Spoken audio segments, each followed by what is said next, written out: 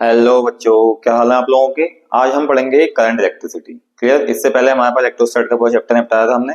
अब हम देखते हैं करंट इलेक्ट्रिसिटी में करंट क्या होता है, पोटेंशियल क्या होता है, रेजिस्टेंस क्या होता है, इसके फॉर्मूले क्या यूज होते हैं, क्या हम ड्रिफ्ट वेलोसिटी को कैसे पढ़ते हैं। ठीक, स्टार्ट करते हैं नाउ।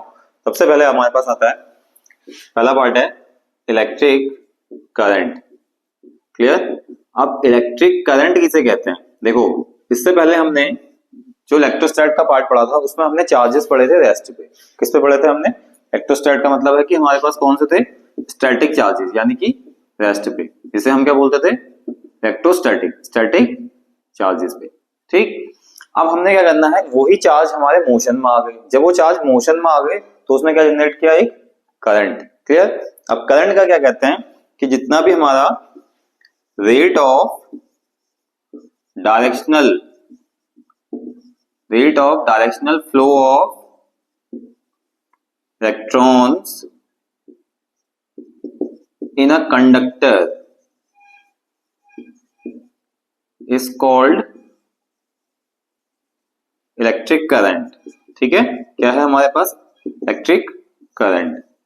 अब हमारे पास क्या है करंट का formula, I equal to Q by T, ये फॉर्मूला होता है। ऐसा यूनिट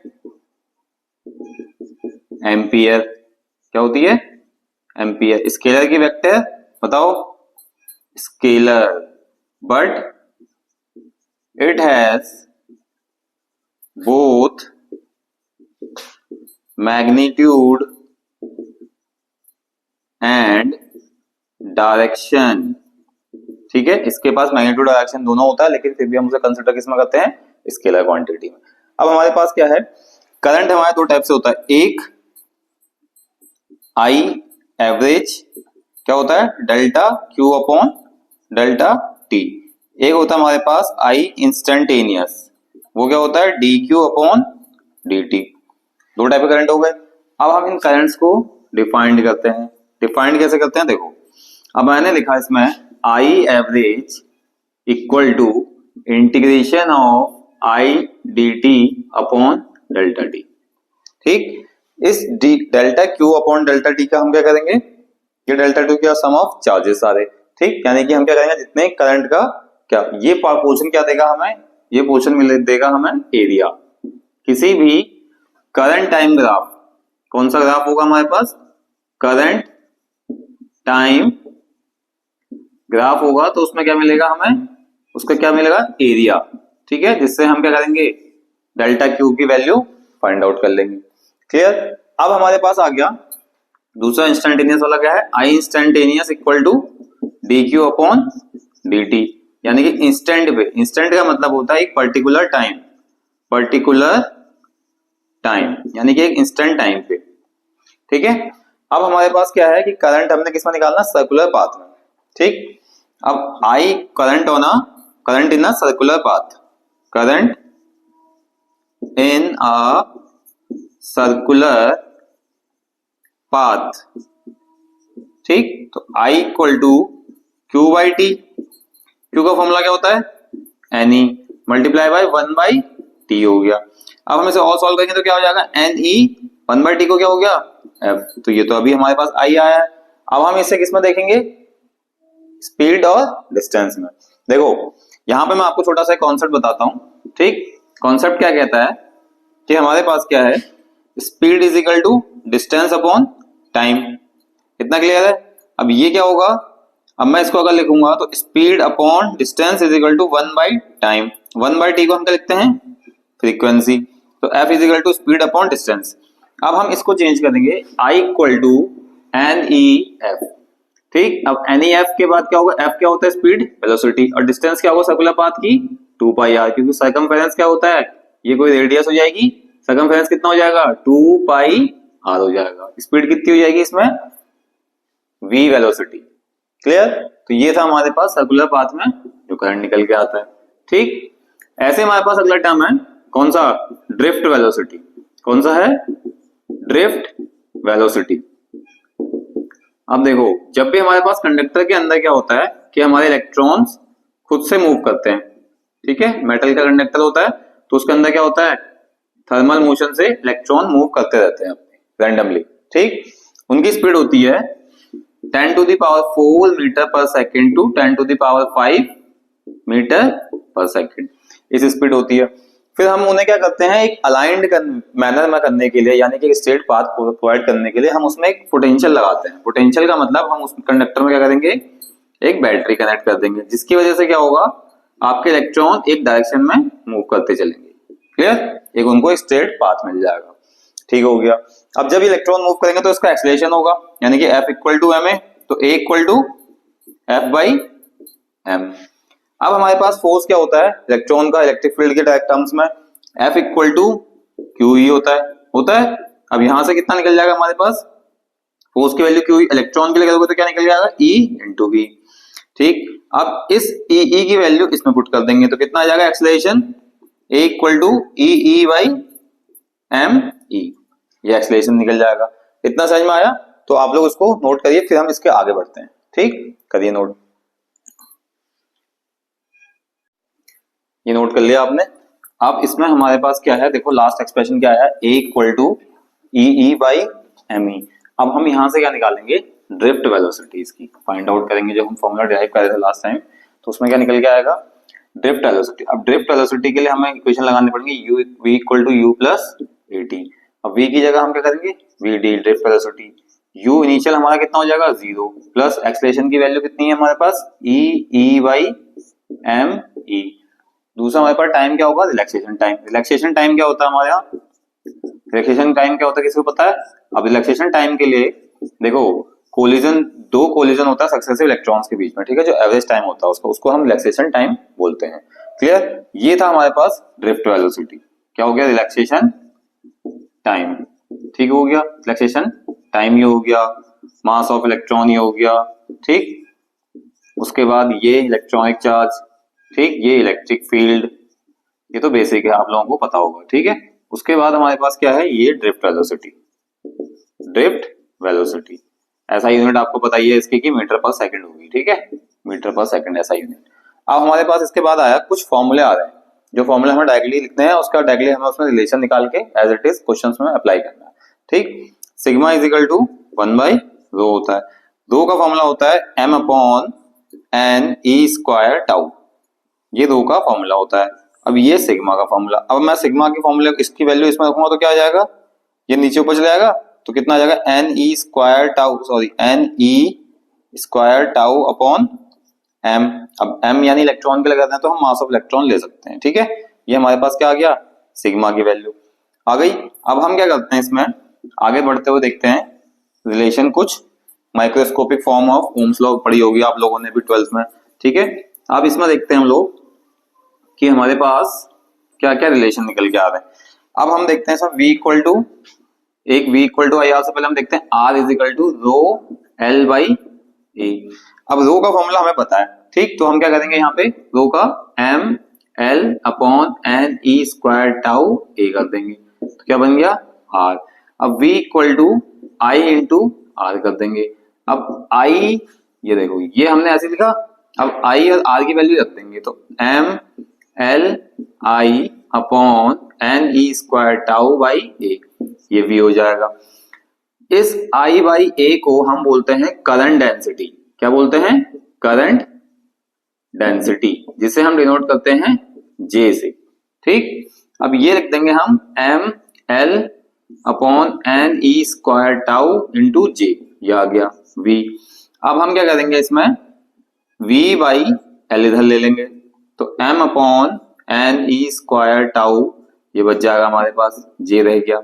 अब V बाई L क्या होता है, इलेक्ट्रिक फील्ड। ठीक, ये कितना होता है हमारे पास, रेजिस्टिविटी, J ये रहेगा। अब ये रेजिस्टिविटी किस पे नीचे आ जाएगी, E upon rho equal to J, 1/ρ क्या होता है, सिग्मा, तो J is equal to sigma into E। ये होती है हमारी क्या, microscopic form of Ohm's law. ठीक, किसकी फॉर्म होती है, microscopic form of Ohm's law होती है। अब हम इसके बाद एक टर्म पढ़ेंगे, कौन सा टर्म पढ़ेंगे बताओ, मोबिलिटी। अब मोबिलिटी में पढ़ने के लिए मोबिलिटी की डिफाइन और उसमें कौन कौन से टर्म्स यूज होंगे मोबिलिटी से रिलेटेड, जो हमें आगे हेल्प करेंगे क्वेश्चंस में। देखो अब मोबिलिटी का मतलब होता है, सबसे पहले हम हेडिंग डालेंगे मोबिलिटी, डिनोट करते हैं हम उसको म्यू से। फॉर्मूला होता है mu equal to drift velocity upon electric field. Clear, ये हो गया drift velocity upon electric field. अब ड्रिफ्ट वेलोसिटी की वैल्यू आपको कितना आएगा, E by tau by M whole divided by E से ही कैंसिल आउट पड़ जाएगा, क्या बच जाएगा, ई टाउ बाई एम। ठीक, ये क्या हो गया, ड्रिफ्ट वेलोसिटी, इतना ही आएगा। क्लियर है। उसके बाद हम क्या करेंगे, अब देखो, अब जब ड्रिफ्ट वेलोसिटी हमारी निकल गई, अब हम देखेंगे drift velocity of electron greater than drift velocity of proton greater than drift velocity of mobility of neutron equal to mobility of alpha particle. ये हमारे पास एक रिलेशन आया। इस रिलेशन से क्वेश्चन आता है कि आपकी मोबिलिटी इलेक्ट्रॉन की ज्यादा है, प्रोटॉन की ज्यादा है, न्यूट्रॉन की ज्यादा है या अल्फा पार्टिकल की ज्यादा है, तो हम क्या कह सकते हैं कि सीधे सीधे हमारे पास इलेक्ट्रॉन की ज्यादा होगी, प्रोटॉन की क्या होगी, उससे कम होगी, और न्यूट्रॉन की और कम, न्यूट्रॉन और अल्फा पार्टिकल की बराबर होगी। अब अगर मैं कह दूं कि अगर हमारी मोबिलिटी को डबल कर देंगे, if mobility will be doubled, तो क्या इफेक्ट पड़ेगा आपकी ड्रिफ्ट वेलोसिटी पर, या ड्रिफ्ट वेलोसिटी को हम डबल कर देंगे तो मोबिलिटी पे क्या इफेक्ट पड़ेगा। देखो हमारे पास क्या है, देखो हम क्या करेंगे, mu equal to V D by E करेंगे। अब वी डी की जगह फॉर्मूला क्या लगाएंगे हम, E tau by M whole divided by E कर देंगे। इसको ई से ही काटेंगे, वापस से क्या बन जाएगा, मोबिलिटी। तो यानी कि हमारा मोबिलिटी कितनी रहेगी, रिमेन सेम, यानी कि मोबिलिटी में कोई चेंज नहीं आएगा, रिमेन्स सेम। इतना समझ में आया। अब आप लोग इसको नोट करिए, देन हम आप लोगों को कुछ टर्म्स और डिस्कस करते हैं कंडक्टर करंट डेंसिटी से रिलेटेड बेसिक, फिर आगे बढ़ते हैं। क्लियर, ये नोट डाउन कर लिया। अब हम इसमें देखते हैं हमारे पास क्या है, देखो कंडक्टर और सेमीकंडक्टर में थोड़ा सा टेम्परेचर का इफेक्ट देखते हैं। क्या देखते हैं, टेम्परेचर का इफेक्ट देखते हैं।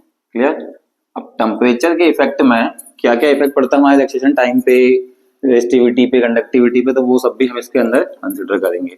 अब देखो सबसे पहले हमारे पास क्या है कि कंडक्टर, क्या लेना है हमने, कंडक्टर लेना है। अब टेम्परेचर क्या करना है हमने, सबसे पहले टेम्परेचर बढ़ाना है। टेम्परेचर क्या करना है, इंक्रीज करना है। तो हमारे रेजिस्टिविटी में क्या इंक्रीज आएगा, रेजिस्टिविटी इंक्रीज हो जाएगी।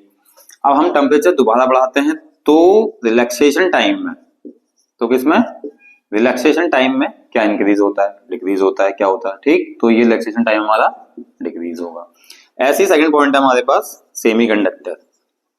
क्या है, सेमी कंडक्टर। अब सेमी कंडक्टर में हम क्या करेंगे, टेम्परेचर, पहला केस क्या है कि टेम्परेचर हम घटाएंगे, तो हमारे पास रेजिस्टिविटी क्या करेगी, इंक्रीज करेगी। ठीक, दूसरा केस है हमारे पास कि टेम्परेचर फिर से हम घटा रहे हैं, तो क्या होगा, कंडक्टिविटी पे क्या फर्क पड़ेगा बताओ, ये डिक्रीज हो जाएगी। समझ में आ गया, ये रिलेशन था हमारा टेम्परेचर का और कुछ पैरामीटर जो हमारे रेजिस्टिविटी, रिलैक्सेशन टाइम और कंडक्टिविटी का। इसके बाद हम देखते हैं कि करंट डेंसिटी का फॉर्मेट क्या है। देखो करंट डेंसिटी कैसे काम करती है। अगला है हमारे पास करंट डेंसिटी, जो हम किसमें पढ़ते हैं, जे पढ़ते हैं। ठीक, करंट डेंसिटी का फॉर्मूला क्या होता है, J equal to I by A. Clear हो गया, इतना इतना समझ में आया नहीं आया। ठीक, I equal to J A cos theta, क्योंकि डॉट प्रोडक्ट है तो कॉस थीटा आ जाता है। अब मान लो मेरा एक कंडक्टर ये है और पूरा कंडक्टर हमने बनाया ये वाला। अब इसके अंदर ए पार्ट ये है, ये बी पार्ट है। अब ये यहाँ से क्या है, एरिया इसका क्रॉस सेक्शन का ज्यादा है, यहाँ से इसका क्रॉस सेक्शन का ज्यादा है, तो current A I equal to I भी आएगा। तो करंट डेंसिटी क्या होगी, less than B. Current density इसके मुकाबले कम होगी, क्योंकि करंट डेंसिटी का फॉर्मूला क्या होता है, J proportional to 1 by A. Area बढ़ाओगे तो करंट डेंसिटी कम हो जाएगी, एरिया घटाओगे तो करंट डेंसिटी बढ़ जाएगी। ये रिलेशन है हमारे पास। तो ऐसे हमारे पास क्या है, ड्रिफ्ट वेलोसिटी एट ए, वो क्या होगा, लेस होगी। क्लियर, और at point drift velocity at B point, at A और एट बी। इतना समझ में आया। कुछ हम रेजिस्टेंस के फैक्टर देखते हैं। ठीक है, रेजिस्टेंस के फैक्टर क्या क्या होते हैं हमारे पास, रेजिस्टेंस के इफेक्ट मान लो। ठीक है, फैक्टर भी क्या होगा, इफेक्ट कह दो उसके। ठीक है, तो R is equal to rho L by A. इसमें एक की पॉइंट है कि अगर हम लेंथ को डबल कर देते हैं तो नया रेजिस्टेंस कितना हो जाता है। देखो, इफ लेंथ इज डबल्ड, क्या होगा, length is doubled, then the new resistance will be, the new resistance will be, will becomes कितना होगा, 4 times of older resistance, 4 times of कितना होगा, ओल्डर रेजिस्टेंस। ये था हमारा रेजिस्टेंस का केस कि हमारे पास रेजिस्टेंस पे क्या इफेक्ट पड़ता है। अगर डायरेक्टली क्वेश्चन आता है तो आप डायरेक्टली उसको पुराने वाले रेजिस्टेंस से 4 से मल्टीप्लाई करके आंसर निकाल सकते हो। तो हमें टाइम कंज्यूम करना है क्योंकि 54 सेकंड्स ही है हमारे पास एक क्वेश्चन को अटेम्प्ट करने के लिए। क्लियर, उसी 54 सेकंड के अंदर हमने उस क्वेश्चन को फाइनलाइज करना है, उसका ऑप्शन टिक करना है। अदरवाइज हमारे पास क्या होगा, टाइम कम पड़ जाएगा एग्जाम में। क्यों, 3 आवर्स है, 3 आवर्स के हिसाब से आपके पास 1 क्वेश्चन को अटेम्प्ट करने के लिए 54 सेकंड है।